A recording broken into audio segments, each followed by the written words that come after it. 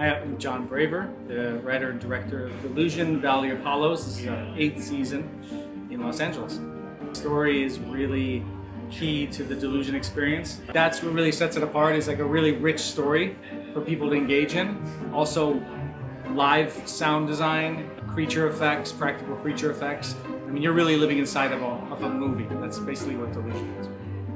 There are some creatures, let's say this year, that sort of defy reality. You're not seeing a visual effect. Like, this is real, so it's like tangible. You can almost reach out and touch it. It's three-dimensional. It's like four-dimensional. It's right there in front of you. Seeing a stunt or a practical creature like manifest itself for real, and seeing people screaming or freaking out or grabbing hold of somebody else and coming out of the show like hugging each other and talking about it. There's nothing better. Kind of taking like the imagination, the fantasy of movies, and putting them into reality. So like when people can feel as if they're inside of a movie, that's the pinnacle for me. It began with that old school like fantasy role-playing games, and yes, D&D, but also like the computer games where you'd be living inside of that world with your friends. So I chose to like play those games with friends instead of go out and meet girls and get laid. I took care of that stuff later. So I ended up like doing a show in my parents' house.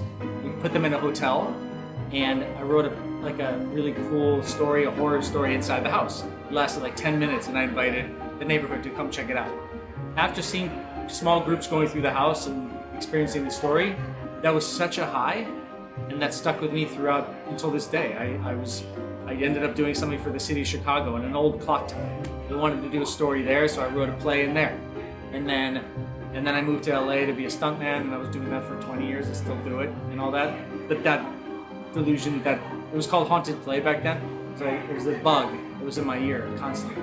So finally in 2011, after like working in the film business for a while, I was like, let's go back to that. Let's go back to the RPGs, but take all the films that I've kind of worked on, all my context from that, and I treat this as a live movie. And so we rented a play. We kind of treated it like a film, where we rented a giant mansion, and I wrote a story in that, just like I did at my parents' house, but this was more professional and more elaborate. And that was when there was nothing like it in the world. And so that took off. We did it for 11 nights.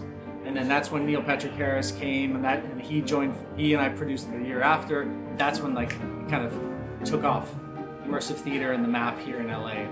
That was the very short version of it, but it really came from the RPGs.